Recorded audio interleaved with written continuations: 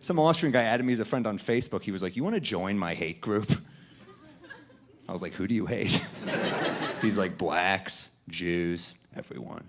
I am Jewish. He's not even doing background checks on who he's recruiting. That almost bothered me more than his racism, his lazy recruitment process. I was like, you know what, I'm just gonna join the hate group and then drop subtle hints, like while we're committing hate crimes. Just walking around hating. I'm holding a torch. I'm like, dude, you know what this flame reminds me of? Hanukkah. The miracle of lights. He's like, yeah, I guess. You do hate Jews. I'm like, dude, I hate them. I hate them so much I'm burning up. I'm schwitzing. That's how much I hate them. He's like, all right, we march on Saturday. I'm like, I can't do Saturdays. It's the Shabbos.